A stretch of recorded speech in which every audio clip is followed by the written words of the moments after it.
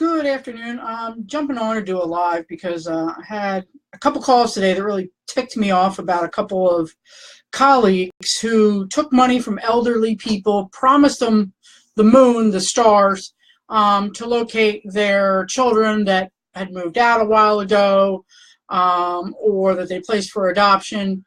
And these two particular agencies took thousands of dollars and didn't provide any information, and it almost sounds like they didn't even do anything. They took cash. They promised that they didn't find anything, they'd send the money back, but they did not come through. So this one woman is actually going to go after the investigator in court, try to get her money back. There was no contract. I admit I don't do a contract necessarily either, but I do everything in email. So it's in writing, and I promise them this in writing and, guarantee this. I suggest people, in domestic cases, pay me with a credit card. So if they don't like, my service, they can take it back. There's no guarantee in surveillance, so there's, no refunds for surveillance. I can't promise that somebody doesn't,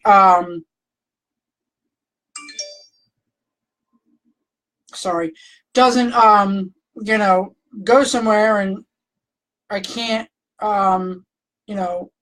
update them or, stuff. I'm restricted and limited in the information I can give you, based on federal rules, privacy rules, state rules, Fair Credit Reporting Act and such.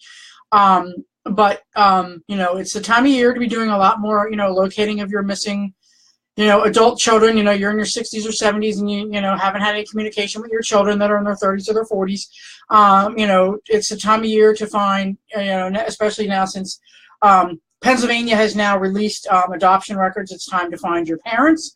Again, I'm restricted in information I can give you. It's that time of year to start thinking about following teachers and seasonal workers and such. We've been doing a lot more work recently with the county courts because we're an approved vendor for some of the counties now. So we've run the gamut in the last 2 weeks with investigations, surveillance, subpoenas, murder cases, witnesses, expert witnesses. Divorce seems to be a high thing. We're doing a lot of divorce subpoenas and stuff as of late. But I say this all the time. When you're going to hire an investigator such as myself, ask me for my license, my bond, and my insurance.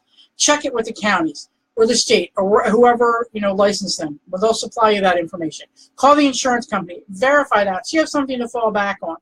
Get something in writing. Again, so you have something to fall back on. I tell everybody like it is. You're going to get what I tell you.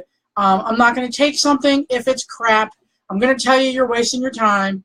I'm going to tell you you can't do it. And you're going to hang up on me because I tell you I can't give you what you want. And I get that. I've been doing this way too long. But the whole reason I'm on is it just really bothered me, the two people that I know of, one that I've met, the other I've heard of, that have ripped off these elderly people in the last 40 to 60 days. So, again, check your investigators out. Listen to what they say. Follow your gut. I know that this one lady wasn't thinking, but her son had a gut feeling that this guy wasn't on the up and up. Oh, they're going to pay me at the Wawa, in the parking lot. I don't have an office. This is my office. I work from home.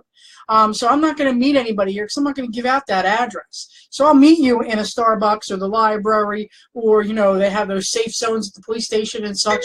I'll do that. But if you need our services, let me know. As you can hear, I have to get the other line, so have a great rest of your day.